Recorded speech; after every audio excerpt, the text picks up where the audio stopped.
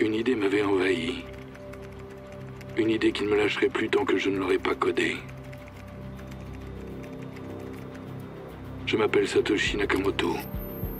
Vous ne me connaissez pas. Du moins, pas encore. Pourtant, mon invention va bouleverser vos vies.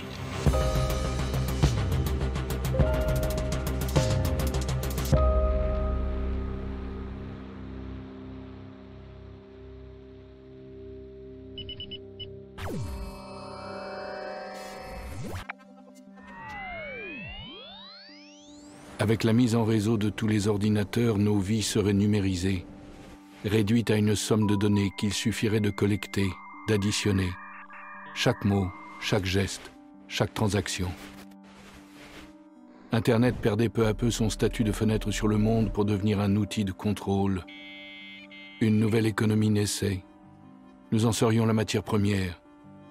Le nouveau monde bousculait tout. Nos échanges, nos droits, notre vie privée. Préserver sa vie privée à l'ère de l'exposition de soi, c'est un acte révolutionnaire. Peu importe que vous ayez quelque chose à cacher. Une affaire privée, c'est ce qu'on ne veut pas que le monde entier sache. Un secret, c'est ce qu'on ne veut pas que quiconque sache. La vie privée, c'est la liberté de choisir ce qu'on dévoile au monde. La liberté.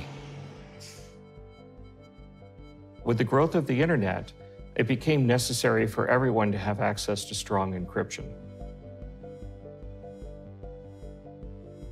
Cryptography is the art of scrambling information to make it unintelligible except to those that have the right key to unscramble it. So governments formed their opinion about cryptography as a consequence of how pivotal it was to the outcome of World War II. The government regarded it as a munition and restricted its export.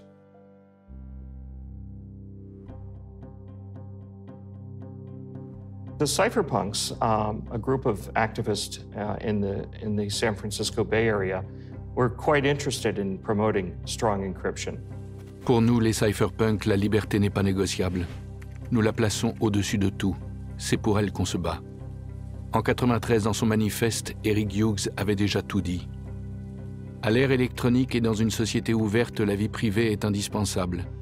Nous ne pouvons attendre des gouvernements, entreprises ou toute autre entité géante et sans visage qu'ils nous accordent gracieusement les moyens de préserver notre vie privée. Les cypherpunks écrivent du code. Nous savons que quelqu'un doit élaborer les logiciels pour protéger la vie privée, et nous allons nous en charger. They believe that true human expression is really only possible when you can protect your anonymity. And out of this movement came many attempts to recreate various fundamental institutions of society using the complex mathematics of cryptographic systems. So things like voting systems, digital communication systems that enabled very strong privacy. The cypherpunks were a group of individuals who felt that cryptography could enable new human freedom, that freedom to communicate and the freedom to send money. And there were many different versions or ideas behind, like digital cash. I've got to send something for my mom's birthday. I'll then book plane tickets for our trip next week, and my kids got to go to the library to look up dinosaurs. Hey, we can take care of all that before we go. Yeah, right. Oh, with America Online.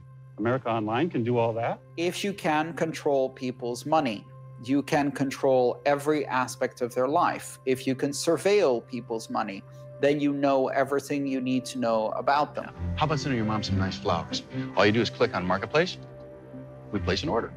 And it's so easy. All you do is point, click. America Online, a new way to use your computer to communicate, have fun, and get instant news and information. Un immense supermarché virtuel. Voilà le web qu'on nous promettait.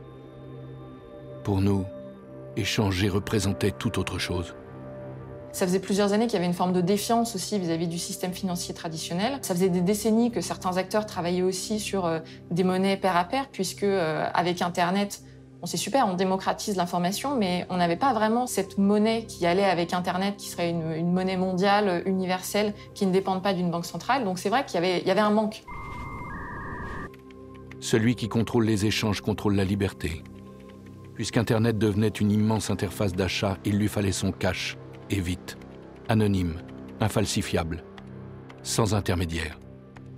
Mais un obstacle nous barrait la route, un obstacle qui m'obsédait, la double dépense. The double spending problem is this idea that digital information is easy to copy, and if you have a form of digital money, how can you keep track of that money and make sure it's only spent once? Now with physical paper money, when you give it to someone, you no longer have it. But in the digital realm, you can give someone a copy of something digital, a perfect copy that is indistinguishable from the original, and still keep the original. Now there are two copies. What if you then give it to someone else again? Sur Internet, tout est reproductible à l'infini. Résoudre le problème de la double dépense, c'était trouver le moyen d'empêcher la contrefaçon sur les réseaux, de rendre le copier-coller obsolète en son royaume. Sans ça, pas de commerce possible.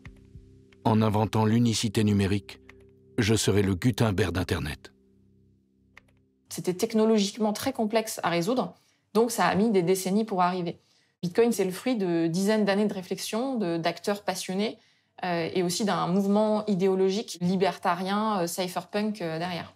These are the individuals who had built precursors to Bitcoin, but these precursors hadn't been successful. If you think of Bitcoin as a new species of money, these species died on the operating table. They never really made it out of the lab.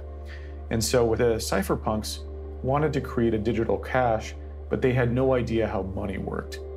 They knew how cryptography worked, but they had very poor understanding of economics, monetary policy, and money. Satoshi did. À des moments, la solution me semblait proche. À d'autres, je désespérais.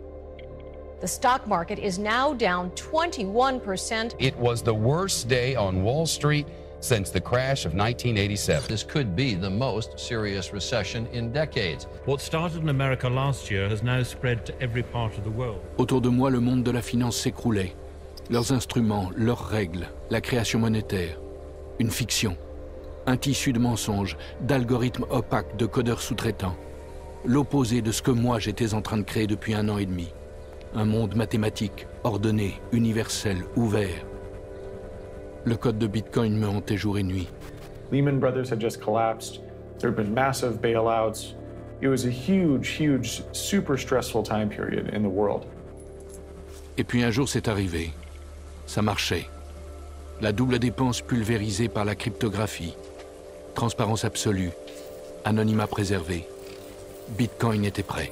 Satoshi first shared the Bitcoin white paper with the cryptographer mailing list, which was comprised of the cypherpunks.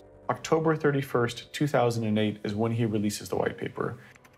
And Satoshi waited for that exact moment because it sounded like he had completed Bitcoin a little bit before that and was waiting for the peak moment of despair in the financial markets to press the send button.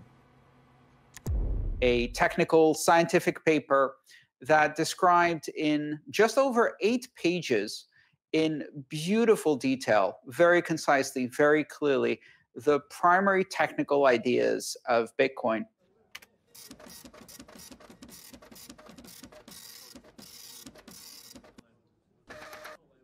The first people that heard about Bitcoin typically scoffed at it. They thought it was a joke, or they didn't think it was going to work.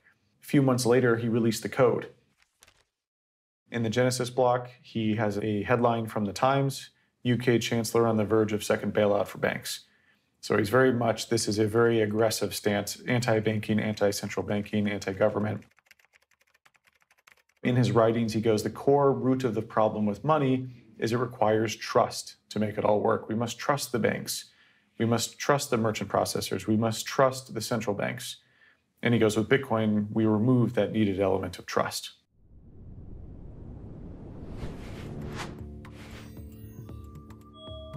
Bitcoin's network wasn't in a state of too much testing for that long of a time. It was in a state of like very active development and in production. Cypherpunks write code. That isn't just enough to talk about it, you have to go implement it. And Satoshi very much fit that, where he goes, okay, I'm gonna go make this happen. I'm gonna go release this to the world. I like the idea of writing software and releasing it, and the software changes the facts on the ground. It's politically easier to bring about these changes if the software is already deployed. It makes it harder to make the software illegal if it's available everywhere.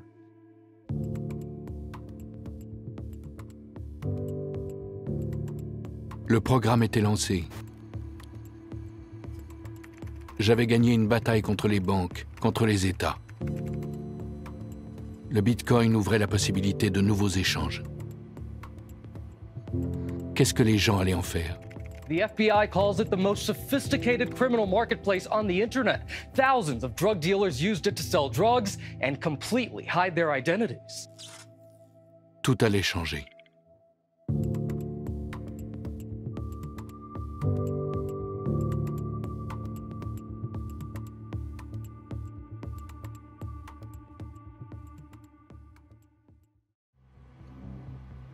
Le manifeste Cypherpunk. Une mise en garde. À l'aube du monde numérique, nos échanges perdaient la dimension directe et privée qu'ils avaient toujours eue. Il nous fallait une issue. Une porte qui ouvrirait sur un autre monde. Moi, Satoshi, je l'avais codée, cette porte. Bitcoin. Les premiers à en franchir le seuil seraient ceux qui défiaient le système. Et ceux qui avaient le plus besoin d'anonymat.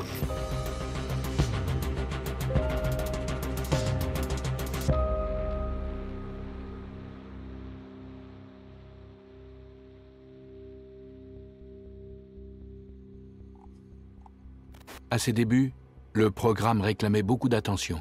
J'avais quelques alliés, mais le terrain était miné. Une poignée d'apôtres ne fait pas une armée. Bitcoin restait une proie facile.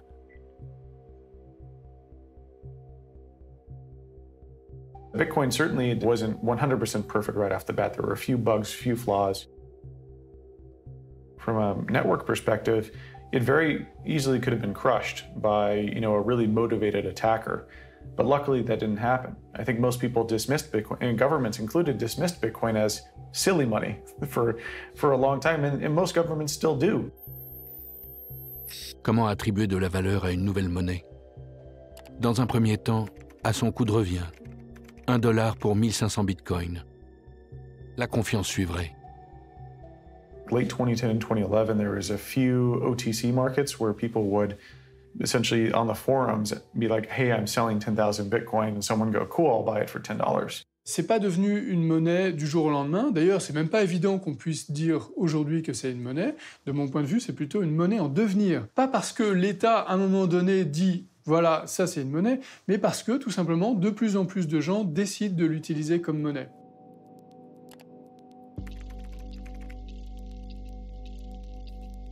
Laszlo put out a message on the forums, the Bitcoin Talk forum, and said, hey, I'd like to buy a pizza for 10,000 Bitcoin. And someone said, sure, well, send me your address and I'll send you a pizza and then you can send me the Bitcoin. Le tout premier achat. 2 pizzas. Pas de drogue, pas d'armes. On pouvait utiliser le Bitcoin comme une monnaie banale, quotidienne et autonome, sans nécessité de garantie extérieure. That was the first ever paid Bitcoin transaction, supposedly the first ever transaction for value. a very expensive pizza. Sur quoi repose une monnaie? Elle repose sur la confiance de ses utilisateurs. Et la question, c'est sur quoi repose cette confiance?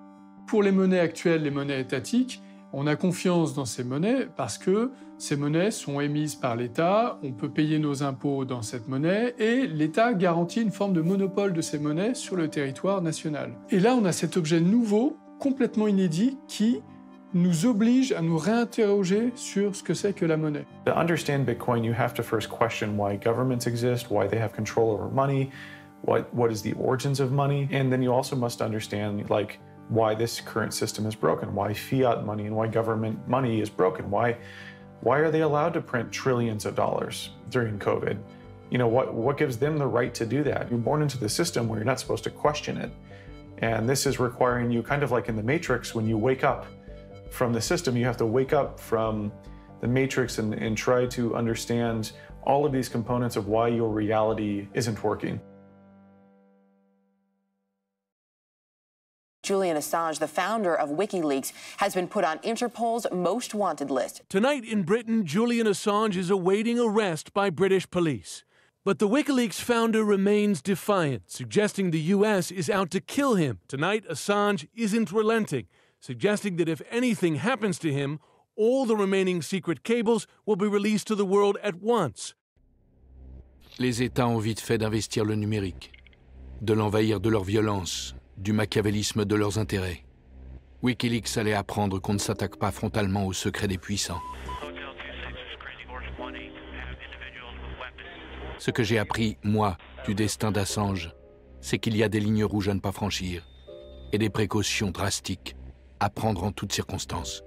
Different governments around the world pressured PayPal and Visa and other payment providers to censor their transactions because WikiLeaks was deemed dangerous for leaking information. So WikiLeaks turned to Bitcoin, which is permissionless, as a way to accept donations. And I think that was another really cool testament to Bitcoin's resiliency and use case of permissionless money. No one can take that money away from you and no one can stop it from being sent to you. Il aurait été bon d'attirer l'attention d'une autre manière. Wikileaks a donné un grand coup dans la ruche et les saints se dirigent vers nous. Le coup de projecteur était énorme et prématuré. You know, Satoshi had created this new money and he was very much worried that they were kicking the hornet's nest, is how he put it, at too early of a stage in the project and that they may not survive a government attack. He also, I think, close to that time, started to question if he should be part of the project. And so Satoshi eventually disappeared. Le Bitcoin devenait la monnaie de ceux qui avaient le plus besoin de rester dans l'ombre. You can get anything on the internet nowadays. Cars, homes, and now black tar heroin. This is Silk Road, the anonymous marketplace. On the main page, they proudly and openly sell LSD, marijuana, and ecstasy. Bitcoin is this thing that has no political bias. So it's this truly free, permissionless network for storing and moving value. Un anonymat garanti et un business très rentable, un supermarché de la drogue, où les internautes payaient grâce à une monnaie virtuelle. C'est pas anonyme, c'est pseudonyme. Le registre qui gère ces transactions en Bitcoin, donc la blockchain, c'est un registre qui est transparent, qui est accessible à tous. S'il y a un mandat judiciaire pour savoir ce que vous avez fait parce qu'il y a des soupçons d'activité illicite, l'État pourra aller voir les plateformes que vous avez utilisées, comme il peut aller voir les banques, pour leur demander votre identité et pouvoir retracer votre parcours financier. Le monde virtuel ne constitue pas un monde parallèle, séparé du nôtre. Au contraire, il y est étroitement lié. Chacune de vos actions numériques a un impact sur le monde réel. Donc là, on voit que ça a l'air d'être un stéréo player à $70. Mais à l'intérieur, du papier bulle et bien caché, un revolver 38 spécial, l'arme achetée sur le site. You know, it was a huge revelation to me that it could survive something even for an illegal use case, which meant that its protocol must be really, really robust and sound. This is before I completely understood how it all worked.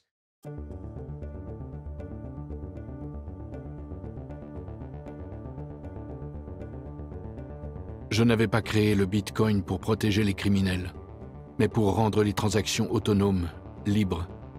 Et voilà que Silk Road portait le cours vers un sommet, $30 le Bitcoin.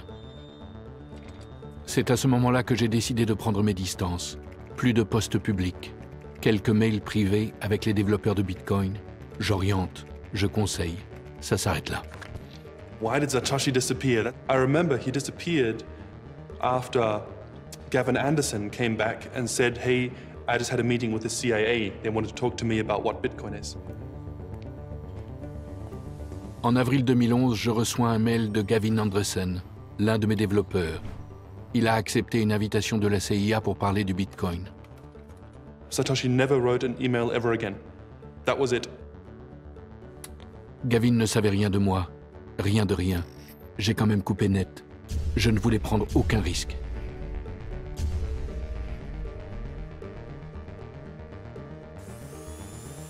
Je savais qu'il ferait tout pour me retrouver, mais il n'y arriverait pas. À ce stade, le programme n'avait plus besoin de moi. Il était assez solide pour se déployer et remplir sa fonction, quels qu'en soient les usages. I was a little bit surprised that it happened so soon.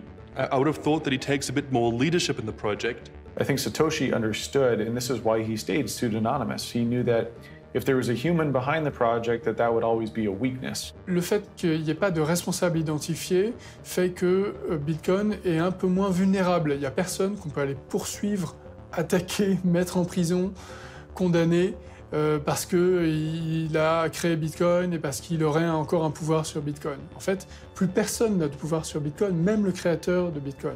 People would look at that individual's flaws and project it onto Bitcoin. Also, they may try to convince him politically to insert new types of code or something. So he stepped away. And so he knew that if Bitcoin was going to become a thing, that he needed to take himself out of the equation to protect Bitcoin. After an intensive 2-year investigation, the FBI arrested Ross William Ulbricht, a San Francisco resident, in a public library, and the alleged digital drug lord, if convicted, is facing life in jail.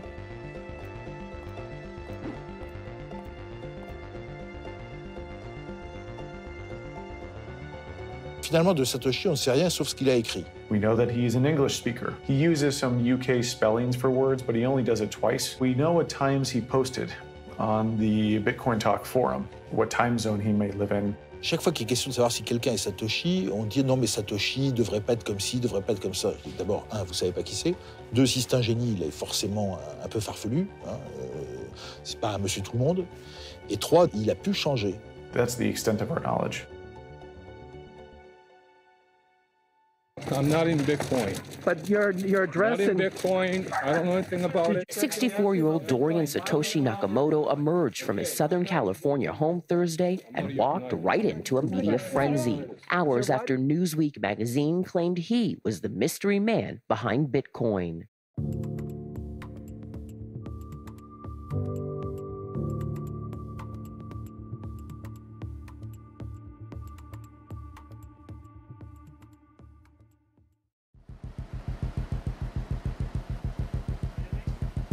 J'avais tout fait pour que le Bitcoin fonctionne en toute autonomie.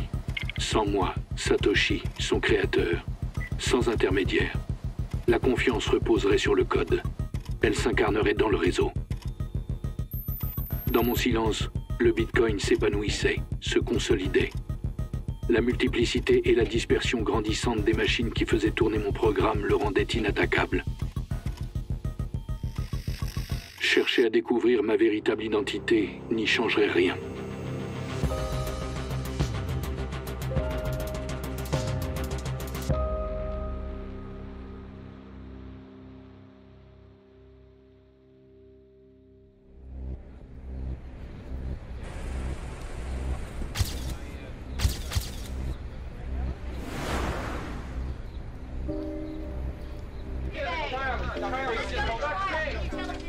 Yes, I was around in those times, but I was very annoyed with the Newsweek research.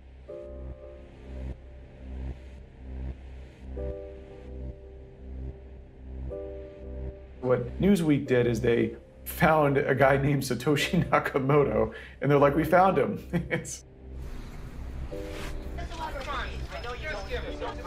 I'm not in Bitcoin. But your address in Bitcoin, I don't know anything about it. Satoshi wouldn't have chosen his real name, and so they were literally looking for a John Doe, found John Doe, and said that was Satoshi.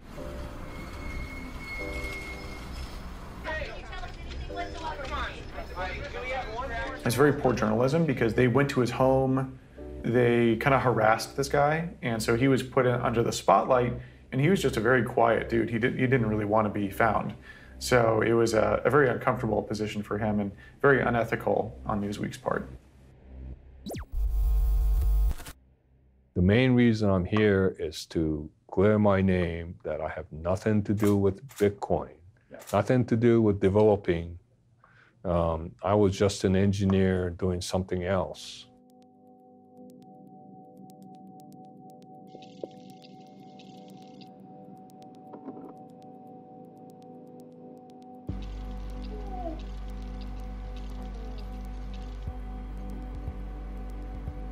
When the first transaction occurred, which was 9 days into the Bitcoin blockchain, Satoshi Nakamoto signed some amount of Bitcoin that they had mined and sent it to an address that we know belonged to Hal Finney, a computer scientist who was one of the first people interested in Bitcoin and communicating with Satoshi Nakamoto.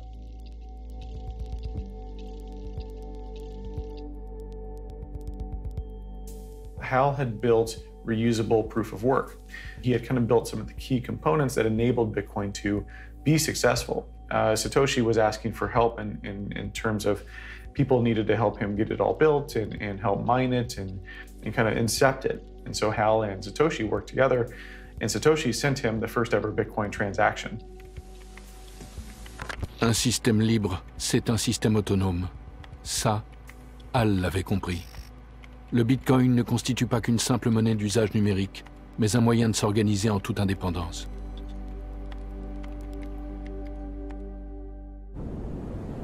Il y a une intuition qui est révolutionnaire, c'est d'avoir décidé par un acte proprement souverain qu'on allait faire payer le coût d'entretien du système en le rémunérant avec la monnaie du système.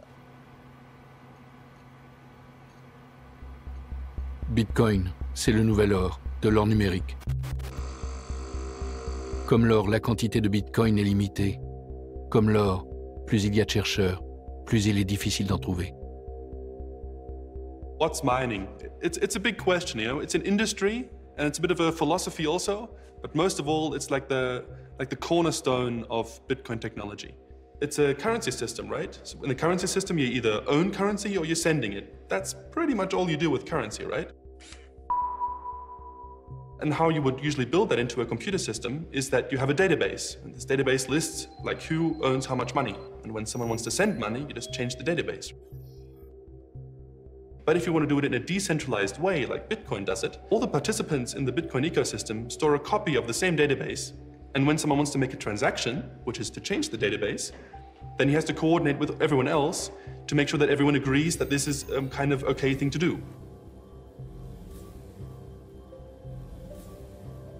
Il est plus difficile de pirater 20 000 ou 100 000 ordinateurs si on veut modifier ce registre que pirater un ordinateur bancaire. Si moi je décide de vous envoyer un Bitcoin, je vais faire une transaction et cette transaction elle va être mise dans une sorte de groupe de transactions. Derrière, il y a des acteurs de la communauté qu'on appelle des mineurs qui vont piocher dans ce groupe de transactions en attente et qui vont constituer un bloc. Et ensuite, ces mineurs vont tous être en compétition les uns avec les autres pour valider ce bloc de transactions.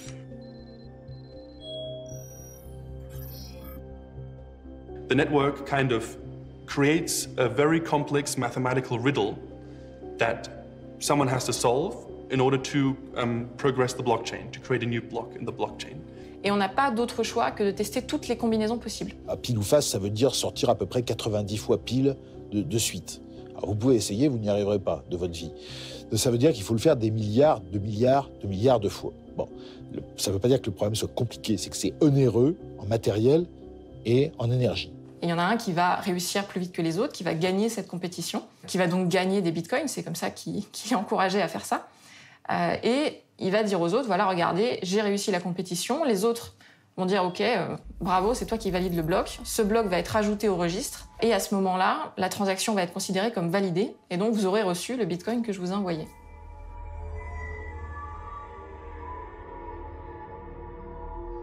La blockchain Bitcoin, c'est la blockchain qui répertorie toutes les transactions faites dans Bitcoin. Et elle répertorie ces transactions depuis l'origine. La blockchain, c'est quelque chose qui existe avant Bitcoin. C'est une très vieille idée, qui est que si chaque information est liée à l'information précédente et qu'on est en mesure de remonter la chaîne, ça a une certaine solidité. Moi, je dis parfois, ceux qui l'ont inventé, c'est les marchands d'art. Puisque depuis le XVIe siècle, vous avez des tableaux, on sait qu'ils sont sortis de l'atelier de Rubens, qu'ils ont été achetés par monsieur machin, qu'il a revendu à l'évêque ceci, que c'est rentré dans tel musée. Qui fait que certains tableaux, on peut les tracer de façon assez certaine sur un siècle ou deux. Plus le temps passe, plus une transaction se cristallise sous les strates de celles qui suivent. Pour la modifier, il faudrait les modifier toutes, et sur des milliers d'ordinateurs. Pas infaillible, mais presque. Ce système du minage est extrêmement important pour contribuer à sécuriser le système. Personne ne dépensera cette consommation d'électricité s'il n'est pas certain que toutes les transactions du bloc sur lequel il travaille sont légitime. Parce que s'il le faisait, ce bloc serait rejeté par l'ensemble du réseau et il aurait donc perdu cet effort, cette dépense monétaire, financière et énergétique qu'il a consenti. I trust the Bitcoin system, but I don't trust my neighbors, and I don't trust the miners, and I don't trust the transactions that I see, and I don't trust the blocks that I see. I verify everything, or rather, my computer does. And because everybody's verifying everybody, and because nobody trusts anybody, we can all trust the ultimate result, because it's been checked by so many thousands of computers, because it's so difficult to tell a lie on the Bitcoin network. La valeur du Bitcoin est garantie par quelque chose de bien plus solide que les talons or. Le Bitcoin ne dépend de personne. Il repose sur tous ses participants. Pas de banque centrale, mais un registre partagé par tous, transparent, inattaquable. Un logiciel largement dispersé devient inarrêtable, imprenable. Une citadelle. Donc ça demande beaucoup de puissance de calcul. Ce qui fait que les mineurs aujourd'hui investissent dans des machines spécifiques, dans des cartes graphiques, dans des serveurs, etc.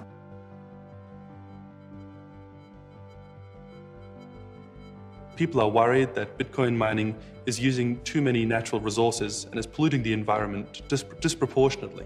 Of course, they're right. Sure, it's using power, of course. It's not a free resource. But we have to see it not only as a cost, but we have to see it as an investment.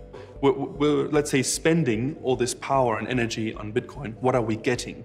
People are not yet en masse seeing the, let's say, the kind of philosophy behind it, this cypherpunk kind of idea, you know? The idea of owning your data, the idea of being decentralized, being decoupled from the banks, to revolutionize our old systems and bring it back in the hands of the people. All these great ideas.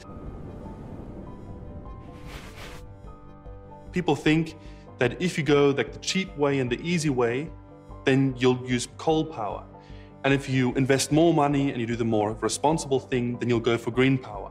And actually, coal power is not so cheap, which isn't so surprising, right? You have to dig it out of the ground, you have to burn it. Meanwhile, with renewable energies like hydropower and wind, you make a big infrastructure investment for a hydro dam, yes, sure, but then the power is free for hundreds of years. Défendre la vie privée a un coût, et ce coût est énorme. Les détracteurs des monnaies numériques font semblant de ne pas voir que la planète paie le prix du monde électronique. Nos actions virtuelles impriment sur le réel une marque indélébile, celle de la pollution numérique. Et je ne parle pas que de mon programme. Une part non négligeable de nos existences se déroule en ligne. Le Bitcoin est aussi utile, voire davantage que les réseaux sociaux ou les plateformes de streaming. Et il est là pour rester. Cherchons à l'améliorer.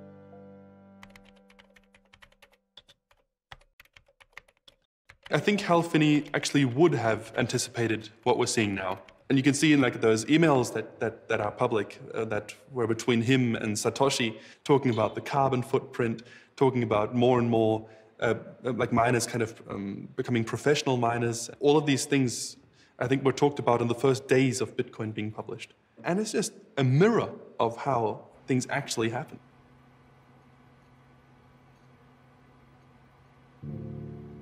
Hal had a degenerative motor neuron disease. He only had a few years left to live. And so after he found that out, you know, he spent a lot of his time still working on Bitcoin, but eventually died. He's cryopreserved at Alcor, which means he's frozen. So yeah, Hal unfortunately died in our modern clinical term of death. But you know, there's still a small chance he might come back later. He was a dear friend, and I think the world has lost a kind, humanitarian, talented software engineer and cryptographer. L'impact du monde numérique sur nos civilisations s'avérait colossal.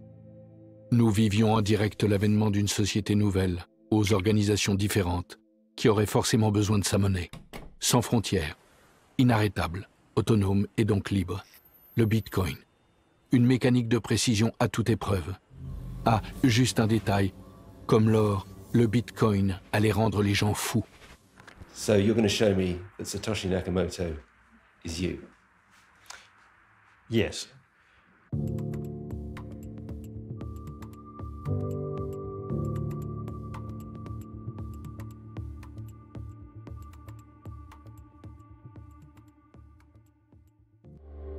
J'ai créé le Bitcoin. Moi, Satoshi, et j'ai miné le tout premier. Au début du programme, j'ai amassé plus d'1 million de bitcoins. Sur le papier, me voilà milliardaire depuis 2013. Milliardaire. Riche d'une fortune dont le commun des mortels ne peut que rêver. L'argent, l'argent, l'argent. Il n'y a que ça qui vous intéresse, pas vrai? On finit toujours par vouer un culte à nos moyens d'échange. Le bitcoin n'allait pas y couper.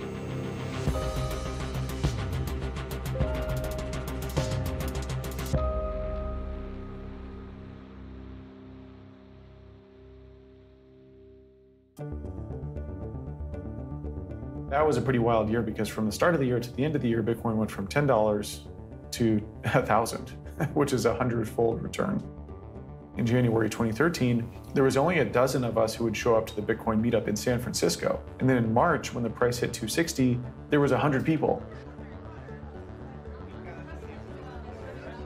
And it was just crazy, and there was VCs handing out business cards. And we were like, oh, but this Bitcoin thing is becoming real. Ma disparition a complètement libéré la créature.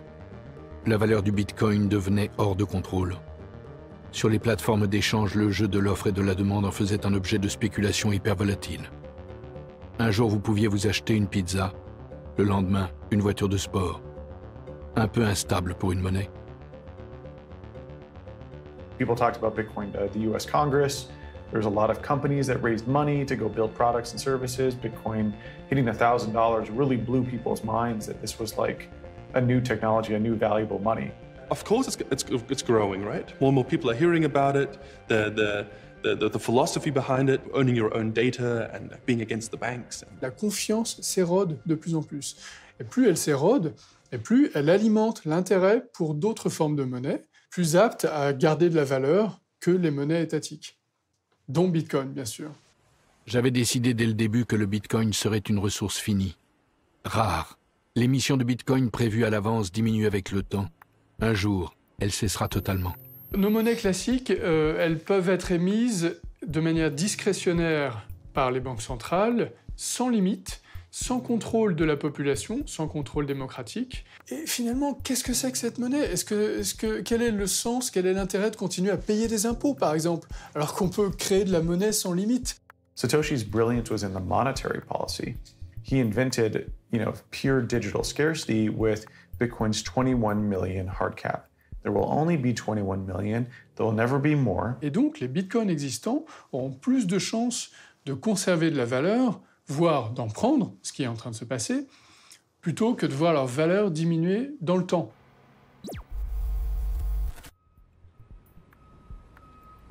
Le Bitcoin faisait ressortir ce qu'il y a de pire chez les gens.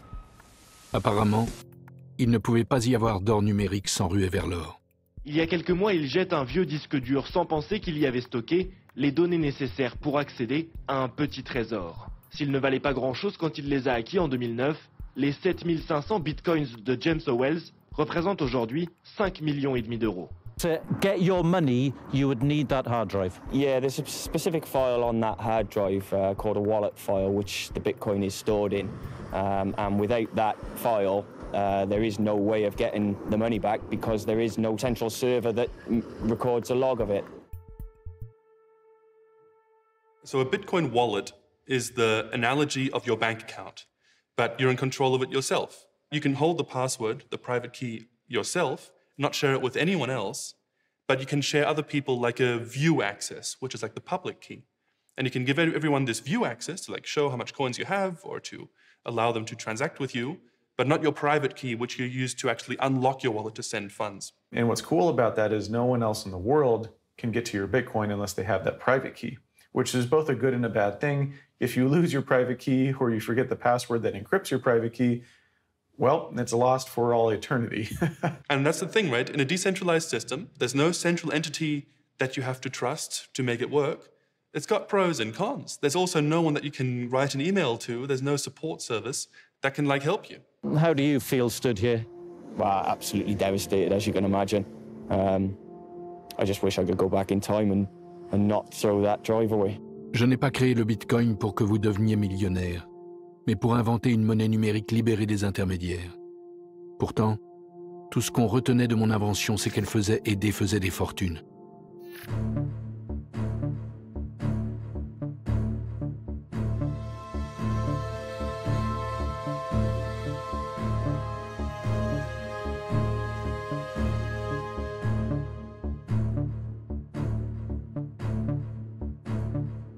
Et donc, c'est un des gars les plus riches au monde, anonyme.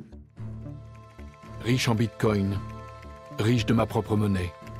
Une fortune dont je ne pouvais pas profiter sous peine de détruire la confiance que j'avais mis tant de temps, tant d'énergie à construire. Il y a un grand mystère, puisque le premier million environ de bitcoins qui ont été minés n'ont pas bougé depuis le début. Which is insane. For someone to build this massively valuable thing and not touch the money is a modern-day Prometheus, a modern-day saint, if you will. C'est un contexte incroyable de romans, de films, enfin tout ce qu'on veut. Ce million me brûlait les doigts. Utilisé habilement, il pouvait me permettre de contrôler la valeur du bitcoin par un jeu de vente et de rachat calculé, d'en faire une monnaie stable, de regagner l'influence que j'avais été forcé d'abandonner si vite. I don't think Satoshi's just going to move his Bitcoin and say YOLO. Oh, I'm just going to move it and see what happens. What he can do is he can sign with his private key, he can sign a message letting everyone know that he is and what he will be doing with it. It is the only way that if you are Satoshi to verify that you are Satoshi. Ce million de bitcoins constituait aussi pour moi l'unique moyen de prouver que j'étais bien Satoshi. Y toucher et me dévoiler allait de pair, immanquablement. Était-il temps? So I'm going to do this once, and once only. I'm going to come in front of the camera once. Craig Wright's confession could end years of speculation about a person who until now has gone by the name of Satoshi Nakamoto. And I will never, ever be on a camera ever again for any TV station or any media, ever. To support his claim, the Australian entrepreneur demonstrated he had access to blocks of bitcoins known to have been created in the early days of the digital cash system. I'm about to demonstrate a signing of a message with the public key that is associated with the first transaction ever done on Bitcoin.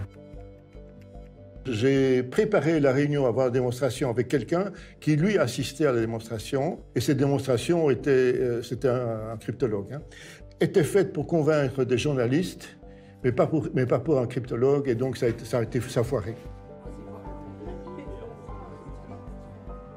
L'opportunisme ne connaît pas de limite. Le goût de la gloire, vanité.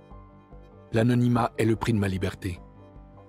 Anyone who claims to be the inventor of Bitcoin is lying.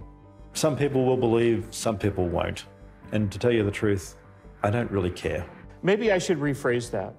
There have been some that claim to be the inventor of Bitcoin, but they're not.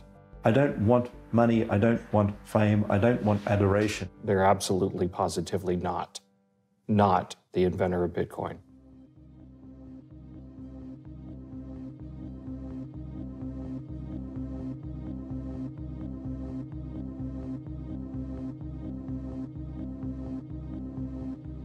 Mon absence avait engendré une figure puissante autour de laquelle gravitaient les égos et les imaginaires. Tout l'inverse de ce que j'avais souhaité en m'effaçant. Le Bitcoin devait conserver son autonomie et la confiance des gens, à tout prix. Je devais me forcer à ne pas interférer malgré la volatilité du cours. Mon million resterait là où il est. Dans les coulisses, une foule d'imposteurs attendait de prendre ma place. Ils copiaient-collaient le code de Bitcoin et les crypto-monnaies proliféraient. À chacune son prétexte. Micro-paiement, confidentialité, automatisation des transactions. La demande pour une nouvelle forme d'argent explosait. Elle allait entrer dans une dimension encore plus délirante.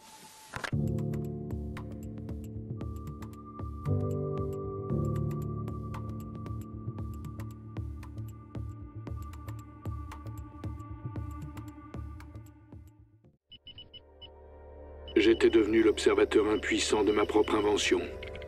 Moi, Satoshi. Le Bitcoin n'échappait pas au culte de l'argent, aux imposteurs, aux apostats. Et je ne pouvais rien y faire.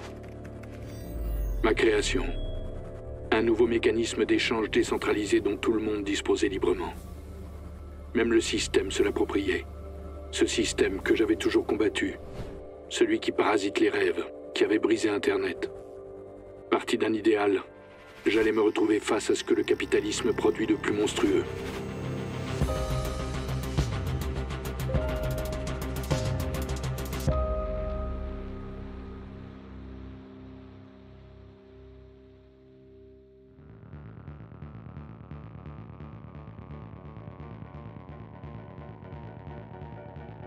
People are looking at Bitcoin, seeing how it's exploding in price, and they think, oh, you know, I really missed out on this one.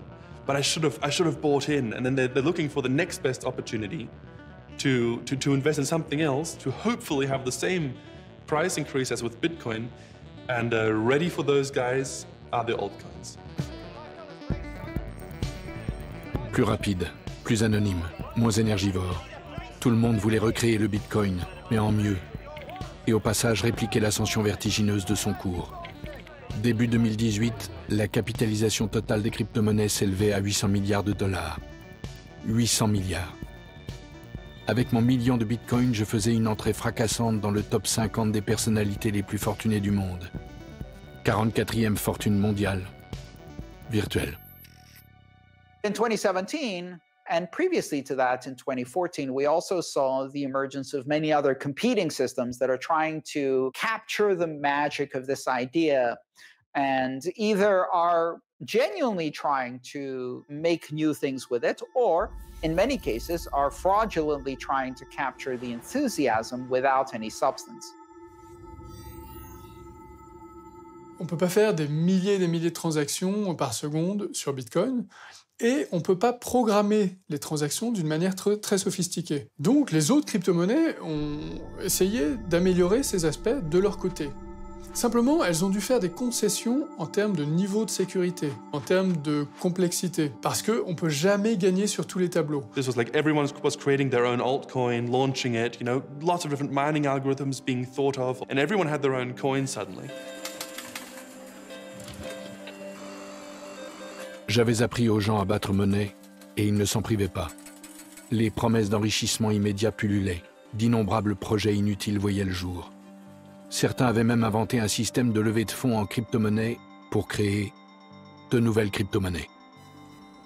Une ICO, donc Initial Coin Offering, c'est une levée de fonds. C'est un peu comme du crowdfunding, si vous voulez, mais sur la blockchain et en crypto-monnaie. En 2014, j'ai participé à une ICO, celle d'Ethereum. Eh bien, Ethereum, vous donniez un Bitcoin, qui à l'époque valait 200 €, vous donniez un Bitcoin pour obtenir 2000 Ethers.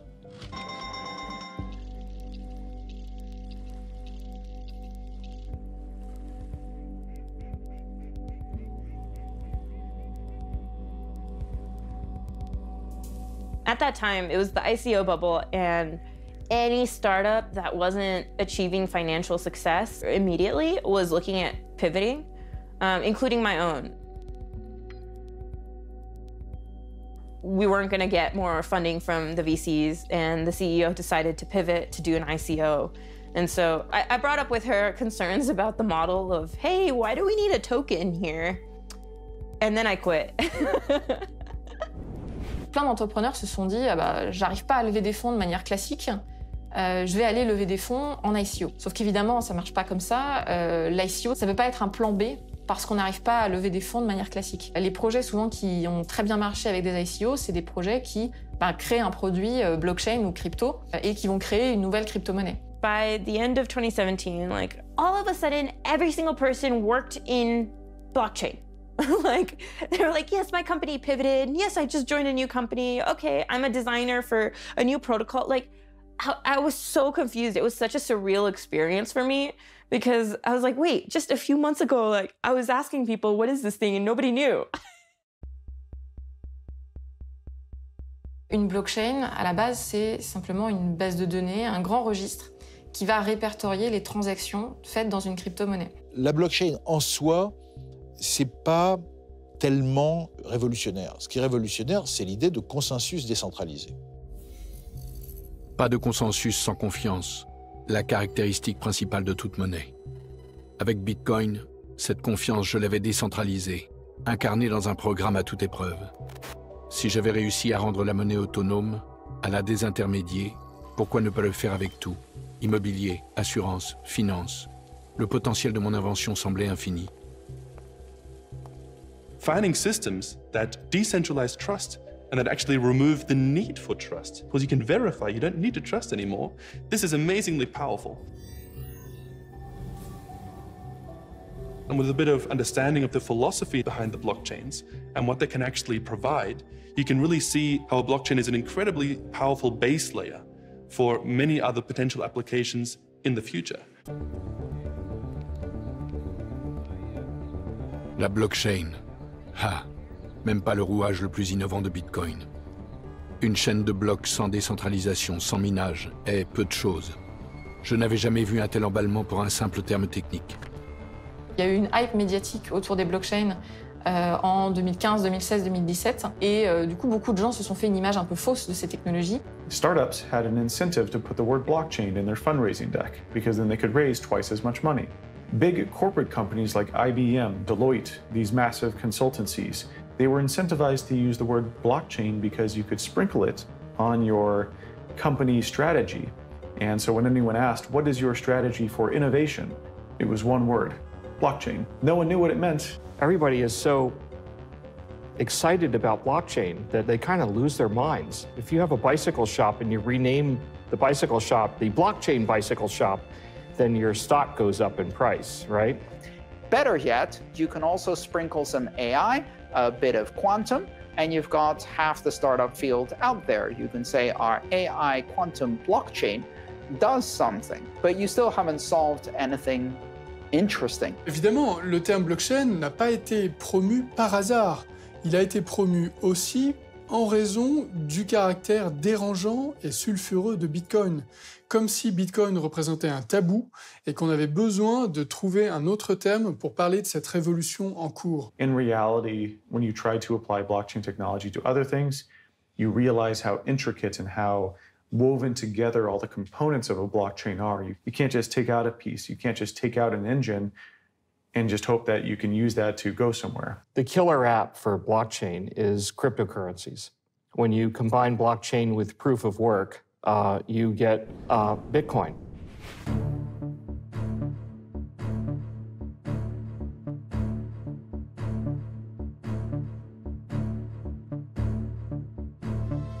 Celui qui achevait la vie privée sur Internet. Le destructeur de monde. The idea behind Libra is that sending money should be as easy and secure as sending a message. Lui aussi voulait en être. De plus en plus de corporations privées adoptent les technologies blockchain, comme par exemple Facebook avec son projet Diem, ex-Libra. Libra will be a global payment system, fully backed by a reserve of cash and highly liquid assets. Facebook connaît un peu trop de choses à notre propos, que ce soit en termes de centre d'intérêt, notre réseau, nos connexions avec nos proches, professionnels, etc. L'Internet des données personnelles avait été bâti sur une imposture. Celle que l'exposition de soi serait gratuite et le resterait toujours. Now, I believe that this is something that needs to get built, but I get that I'm not the ideal messenger for this right now. Si Facebook se dote de sa monnaie, ce qui va se passer, c'est que tout ce qui tient du financier va également être connu par Facebook. Donc on va également partager notre activité financière. L'utilisateur moyen paye le web au prix fort. Il abdique sa vie privée, sa liberté, son indépendance pour une dose régulière de narcissisme. And I feel blessed to be in a position where we can make a difference in people's lives. And for as long as I'm here, I am committed to using our position to push for big ideas that I believe can help empower people. Redonner le pouvoir aux gens.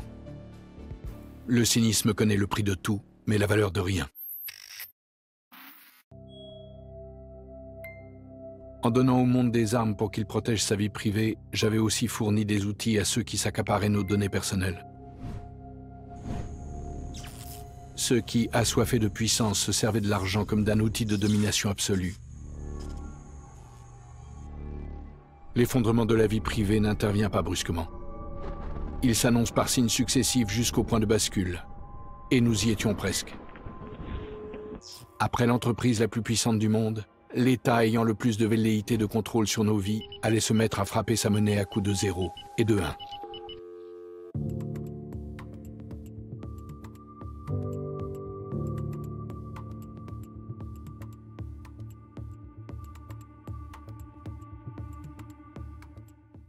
And China's central bank is now introducing its own digital currency in a pilot program that will be first instituted across just 4 cities. This is a digital currency. It sounds a lot like cryptocurrency, like Bitcoin. Is it or is it different? It only sounds like it. In every other way, other than being a digital currency, it's nothing like cryptocurrency. It's more like Facebook's Libra, because that's also not a cryptocurrency.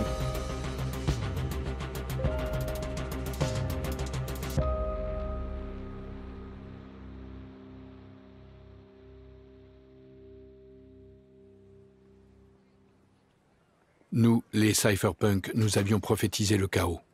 Un avenir sans vie privée. Un enfer. En réponse, moi, Satoshi, j'avais créé le Bitcoin. La toute première crypto-monnaie décentralisée, autonome et sans intermédiaire. L'opposé de ce que proposait la plus grande multinationale du web. Il y a 2 grandes menaces à la vie privée. Les géants d'Internet et les États. Eux aussi accéléraient leur projet de monnaie numérique de banque centrale, émise contre des dettes toujours aussi centralisées. Rien de vraiment nouveau. Ah si, quand même, une différence. En se numérisant, le cash allait perdre une caractéristique fondamentale, l'anonymat.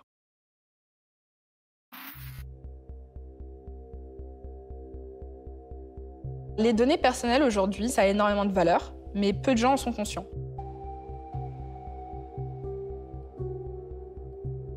On utilise des applications, on interagit, on like, on tweet, on partage, on poste, et pour autant, on ne gagne rien financièrement, alors que les entreprises qui fournissent ces plateformes s'enrichissent grâce à ça. C'est un grand hold-up, plus ou moins silencieux. There are more than 1 billion people around the world who don't have access to a bank account, but could through mobile phones if the right system existed. Ça, c'est super pour ces applications qui vont pouvoir apprendre encore mieux à nous connaître, nous proposer plus de services, vendre et générer du profit avec ça.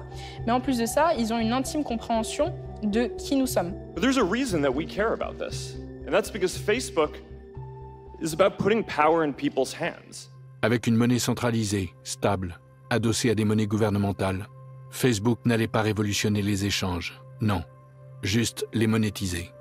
La suite logique du plus grand casse que l'humanité ait jamais subi.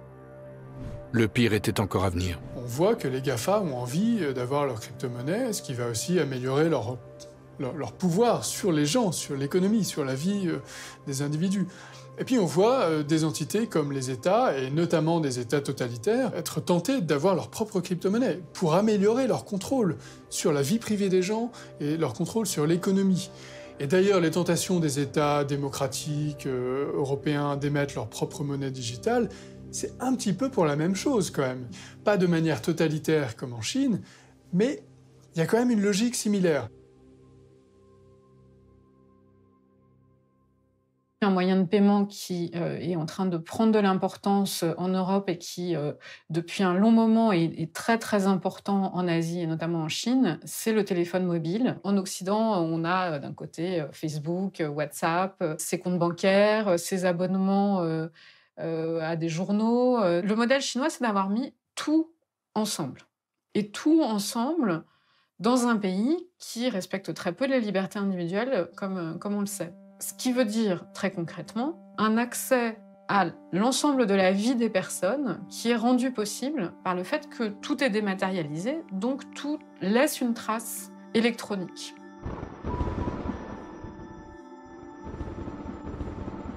Ces traces électroniques sont transformées, entre autres, dans ce que les Chinois appellent un score social, qui est une note fabriquée à partir de toute une série de comportements que ces applications mettent ensemble, notamment les comportements d'achat, mais pas seulement. Et ce score social a des effets très concrets sur votre vie de consommateur. Certaines choses vont vous coûter plus cher que d'autres. Vous allez arriver à l'aéroport et on va vous dire « Ah non, vous êtes interdit de monter dans l'avion parce que vous n'avez pas payé une amende ou autre ».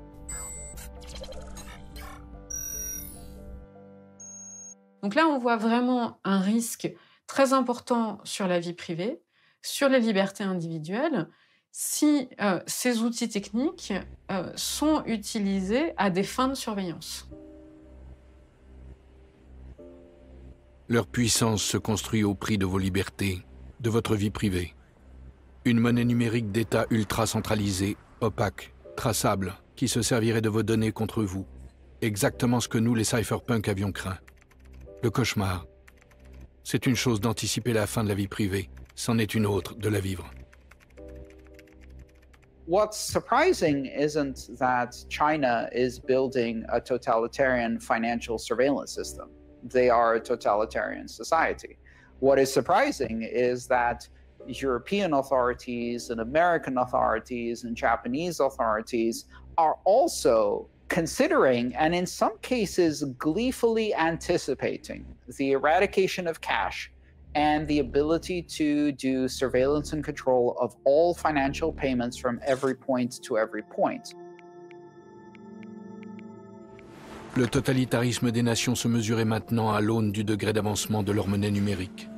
Car une transaction électronique reste une transaction traçable, dangereuse pour la vie privée. Et donc le moyen de s'en sortir, c'est de commencer petit à petit à adopter des applications qui sont open source, des applications qui sont respectueuses de la vie privée, des applications qui sont transparentes. Open source technology means that the software itself is composed of codes that can be openly inspected by everyone and in a collaborative and public fashion that is very, very transparent.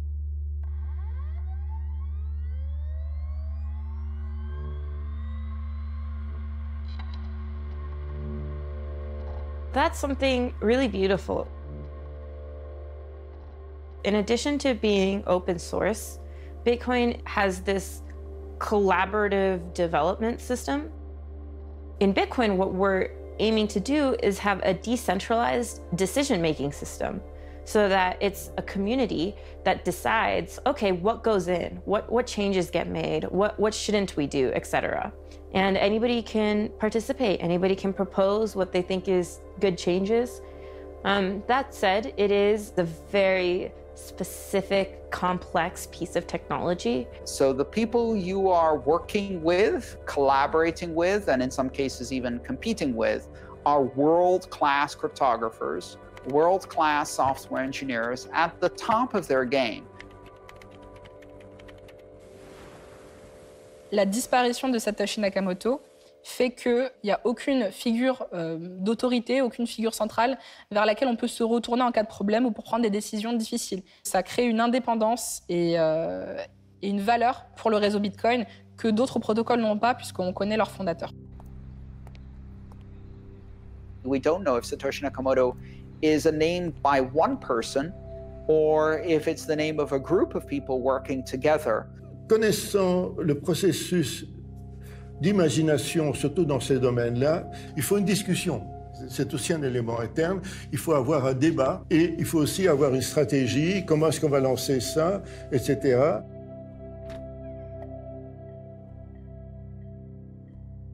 There seems to be a strong voice that comes through clearly in the communications of Satoshi Nakamoto, and there may have been other people doing other aspects, like, for example, writing software, which also has a very strong personality to it, writing the white paper, which has a slightly different personality to it. Peut-être que c'est possible, qu'il y a un petit génie qui a imaginé ça, mais c'est plus, vu de l'extérieur et vu l'expérimentation, l'œuvre d'un petit groupe très déterminé et compétent. Je n'ai rien à voir avec l'image que vous vous êtes fait de moi. Rien.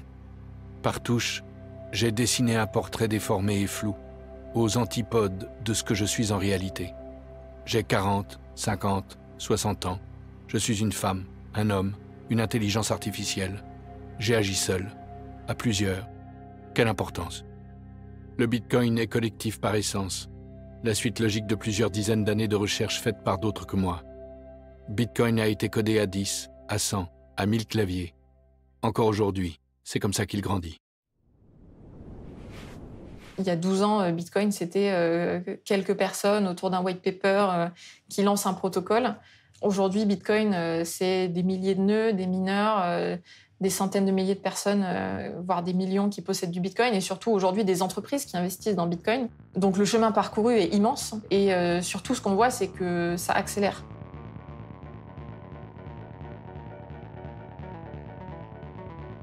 What we're talking about this year is serious investors adopting Bitcoin. We're seeing big banks coming out saying officially that Bitcoin should be part of a portfolio. That's big news, that's actually very serious. We've got private companies buying very large amounts of Bitcoins, like hundreds of millions or billions of dollars worth of Bitcoin, and calling it an investment into the future. I think the next type is going to be finally more consumer adoption. It's already money. It already works. You can use it. If Bitcoin is to succeed, we might see this play out during our lifetime, but it should last far, far beyond. Let me assure you, this thing has not yet happened. Right now, it's difficult to use, it's complicated, it's understood by a tiny fraction of the human population, and it will change the world. Le Bitcoin est apatride, mais il a son armée d'ordinateurs, de développeurs, de mineurs, d'utilisateurs. Ne cherchez pas à couper les têtes de l'hydre. Il y en a trop et elle repousserait toujours. Et puis, comment feriez-vous disparaître les milliards qui circulent sur notre chaîne?